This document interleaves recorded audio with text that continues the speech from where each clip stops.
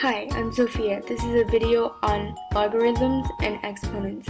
If you need to take notes, please pause. I hope you enjoy the video. The base of the logarithm is usually 10 when it isn't specified, but when asked, you can always plug it in into your calculator. Logarithms are basically exponents but reversed to see how many multiples of a number is needed.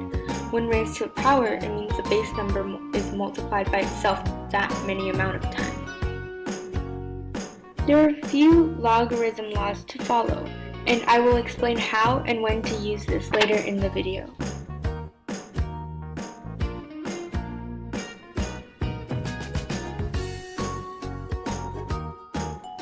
As you can see, the exponent laws are very similar to the logarithm laws. In fact, they complement each other as inverse functions.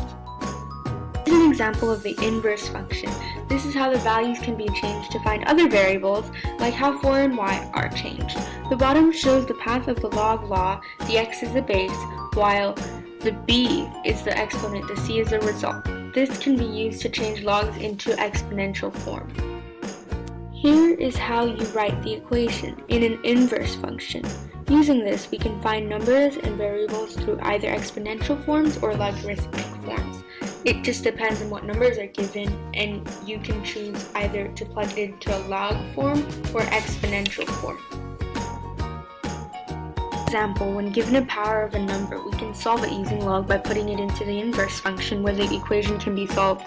The result is then 5.492, which can be plugged back into the original 2 to the power of x equals 45, making it 2 to the power of 5.492, giving you 45. Without log, it would be much harder to solve.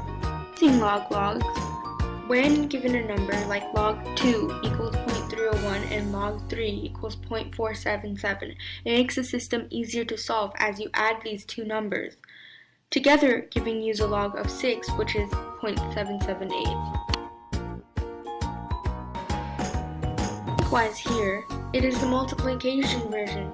You are given log 16. You break it down to log AB. 16 is 4 to the power of 2. Then plugging in 4 and 2 into B and A and solving the equation gives you 1.204. Again, this is the same idea. When given values, you plug it into the equation and you solve for x, or in this case, log. Putting log 3 over 2 into log 3 and log 2 form makes the equation easier to solve as you have values of log 2 and log 3. All you have to do is subtract, giving you 0.17. In this case, it is very similar to the last example. Even the formula is the same, but there is a negative exponent. When this is seen, take the inverse of the number. 1 over 3 becomes 3 to the power of negative 1, and negative log 3 gives you negative 0.477. These two values on the top are given using exponents to solve this problem. Well, again, like log functions, follow the formulas, memorize them. I promise it will help. 6 is the result of 2 times 3. With exponents, you add, so 0.301 plus 0.447, which gives you 0.778. Like the last slide, you use exponents. But when the exponent is outside of the parentheses, you want to multiply instead of add, again seen in the formula. 0.301 times 3 is 0.903.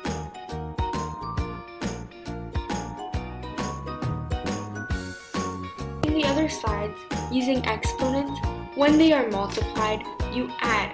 So when you are dividing, you subtract.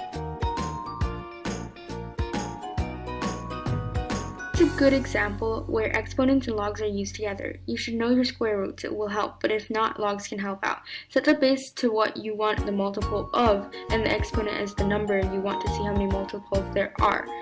The exponent part you can further use like a normal system of equations and solve for x. To wrap it up, here are a few main ideas you should know. Understand that exponents are like logs but flipped. They can aid each other to find missing variables. When the base part of a log is left empty or not mentioned, the base is 10 unless told otherwise. Make sure you understand the wording of problems like the power of 2 means 2 to the power of something. Thank you for watching this video and I hope it helped. Good luck on your test. Created using Powtoon.